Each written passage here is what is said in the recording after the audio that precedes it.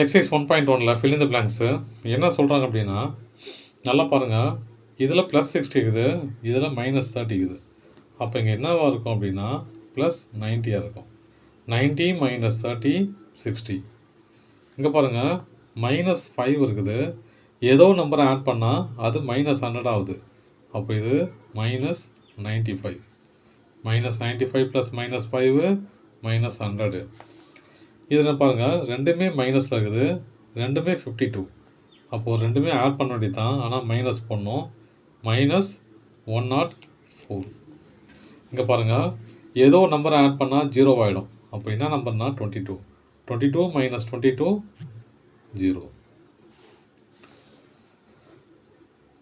ஏதோ number add பண்ணால் 70 வரும். இங்கே -70 இருக்குது. அப்போ இங்கே 140 போட்டால் 140 - 70 70. இங்கே பாருங்கள், இது 220 + 80 100. ஏதோ நம்பரை ஆட் பண்ணால் 0 வரணும். அப்போ என்ன நம்பர் ஆட் பண்ணால் 0 வரும்? -100 ஆட் பண்ணால் 0 ஆகிடும்.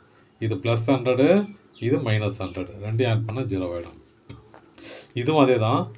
இது +171, இதில் -171 போட்டால் ரெண்டையும் ஆட் பண்ணால் 0 ஆகிடும். இங்கே பாருங்கள், 75 - 25 எவ்வளோ வரும்? 50. இதில் மட்டும் கொஞ்சம் வித்தியாசம் இருக்கும். இங்கே பாருங்கள், இது அசோசியேட்டிவ் ப்ராப்பர்ட்டி.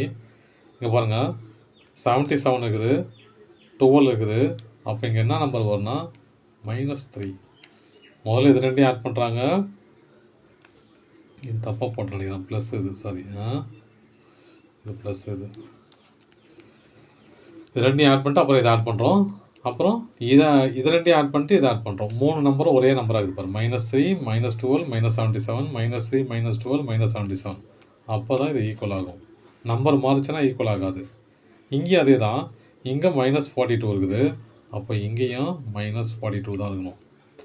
இங்கே 15 இருக்குது. அப்போ இங்கேயும் 15 இருக்கணும்.